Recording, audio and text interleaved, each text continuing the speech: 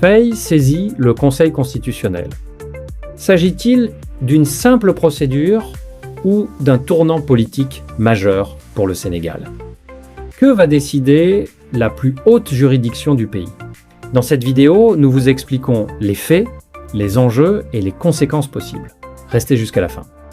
Non mais écoutez, ce qui se passe là au Sénégal aujourd'hui devient, je le rappelle encore, un cas d'école. Et là, le Conseil constitutionnel est appelé à un arbitrage crucial. Mais n'oubliez pas, sous Macky Sall, ce même Conseil constitutionnel a été accusé d'être inféodé au pouvoir. Mais c'est devant ce Conseil constitutionnel aujourd'hui que les recours, pour ne pas dire un grand recours de l'exécutif, se positionne sur la forme d'une réforme qui risque de vider de sa substance l'exécutif. Alors, qu'est-ce qu'il y a lieu de faire? Moi, je me dis, on entend, le monde entend et on retient son souffle sur le positionnement qu'adoptera le Conseil constitutionnel face à ce problème. N'oubliez pas, les réformes qui sont votées à l'Assemblée nationale ne sont pas des réformes prises sous l'oreillette au réveil, dans le sommeil. Ce sont des réformes déjà qui sont dans les circuits il y a près de 10 ans, d'où même le président actuel, Diomaye Faye, avait contribué à l'élaboration de ces réformes-là. D'où les hommes politiques doivent comprendre qu'il ne faut pas dessiner les choses qu'à leur taille. Lorsque vous élaborez un programme, faites en sorte que ce programme soit neutre le plus véritablement possible, même si un diable arrive à porter ce programme, qu'il arrive à faire ce que le peuple veut.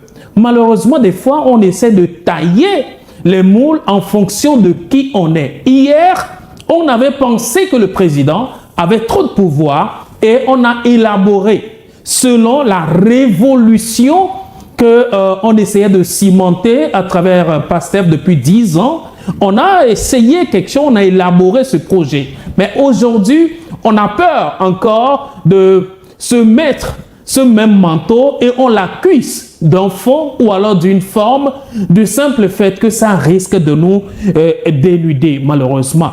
Alors, je ne suis pas en train de voir une façon de fuir une responsabilité de la part de l'Assemblée nationale, mais il s'agit de voir la légalité des faits. Est-ce que les textes qui sont adoptés, est-ce que la Constitution qui est votée respecte véritablement la procédure comme cela se doit? Aujourd'hui, c'est l'Assemblée nationale qui a dit oui à cette réforme. Il appartient au président de la promulguer. Il a le droit de ne pas... D'abord que cette réforme passe par référendum. Oui, bon, écoute, passer par le référendum, ça c'est le souhait de Diomaye Faye aussi. Mais encore que déjà, une réforme largement votée par l'Assemblée nationale, en réalité, a une grande cote de sortir et que le président appose sa signature. Maintenant que ça pose un problème, et le pire, vous avez vu dans la foulée, le président a officialisé son parti, ce qui ne devrait pas se faire selon la nouvelle constitution ou alors selon la nouvelle réforme. Qui n'a pas encore été soumise à référendum. Voilà. Cela veut dire le bras de fer. C'est le oui ou le non. La scission ne fait que s'élargir davantage et c'est en cela je dis. Le Conseil constitutionnel, ce groupe des sages aujourd'hui, est devant un pain hyper chaud. Le monde attend de voir comment l'affaire là sera véritablement Alors, tranchée. Dieudonné, est-ce que ce Conseil constitutionnel est l'arbitre légitime pour trancher ce différend? L'arbitre légitime, pour l'instant, je dirais oui et non à la fois. Si l'exécutif s'est adressé à ce Conseil constitutionnel, c'est pour dire qu'aujourd'hui, les institutions sont encore vivantes au Sénégal et ça, c'est ce que j'apprécie malgré la crise. Les institutions, quoi qu'on dise, sont encore vivantes et vivaces au Sénégal. On peut se plaindre devant une institution espérant un retour. Maintenant, sur le champ, il y a quelle autre instance, à part ce Conseil constitutionnel, qui devra se prononcer sur la légalité ou alors la conformité des tests? La constitutionnalité des tests, c'est de cela dont on parle au Conseil constitutionnel. Alors, de quoi parle-t-on ici? Ce sont des tests. Il appartient au Conseil constitutionnel de mener sa lecture de la chose. Alors, est-ce que c'est le dernier recours? Est-ce que c'est l'entité indiquée? Je dis oui et non à la fois. Renaud. Alors, c'est quand même intéressant cette longue passe d'armes juridico-politique, légale, à laquelle les sieurs Diomaye Faye et Sonko se livrent depuis plusieurs mois au Sénégal. On est dans une espèce de cohabitation où on a l'impression que c'est un chef d'État qui gère la présidence et il y a une opposition à l'Assemblée nationale. Ce qui est paradoxal parce que normalement, les deux viennent du même parti. Bon, là, la question va peut-être se trancher bientôt parce que le président du Diomaye Faye annonce son propre parti. On ne peut pas ne pas relever que dans les faits, de manière très concrète, le texte de loi en l'état veut plus ou moins mettre le président dans une boîte. C'est-à-dire que pouvoir limiter, incapacité de diriger un parti. Et il y a même un texte qui est intéressant, une ligne qui est intéressante, c'est que il n'a le droit de dissoudre l'Assemblée qu'une seule fois par mandat. Donc c'est une façon de dégoupiller un peu certaines des balles dont la présidence pourrait disposer face à l'Assemblée. On semble être vraiment dans un contexte de parti au pouvoir versus opposition, alors que sur le papier, en tout cas, c'est le même parti. Donc, la scission entre la présidence qu'incarne M.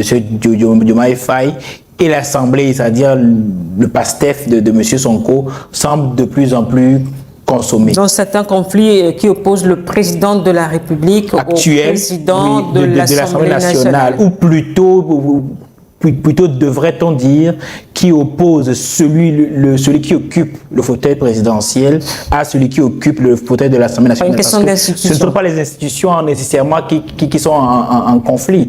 Et on rappellera d'ailleurs que, comble du hasard, que le président de l'Assemblée nationale est aussi le chef du parti PASTEF. Donc ce n'est pas totalement neutre non plus.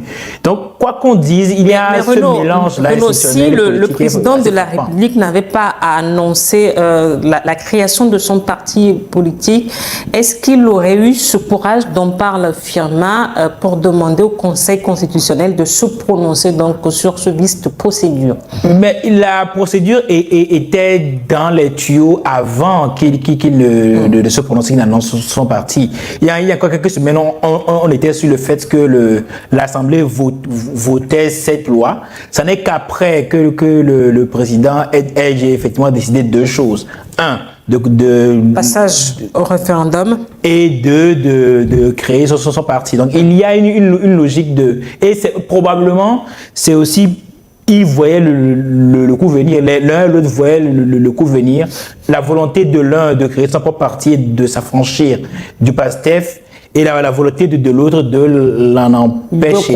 Donc on est un peu dans une espèce de duel de duel à mort en réalité, duel à mort politique en tout cas, où chacun joue avec les armes dont il dispose pour survivre politiquement et conserver une parcelle de pouvoir. Parce qu'on rappelle que si ça passe, si la loi passe, soit par voie référendaire, soit en étant validée, qu'on trouve le moyen d'obliger le président à la promulguer, ça veut dire que l'Assemblée aura une poignée forte sur les présidences pour le reste du mandat. Et ça va compliquer beaucoup la gestion concrète du pouvoir pour le président. Mais inversement, si on réussit à casser ça et que un parti faille et émerge dans l'eau, un parti qui d'ailleurs commence déjà à aller piquer dans les localités certaines têtes d'affiches liées à PASTEF. Donc on est vraiment dans une espèce de lutte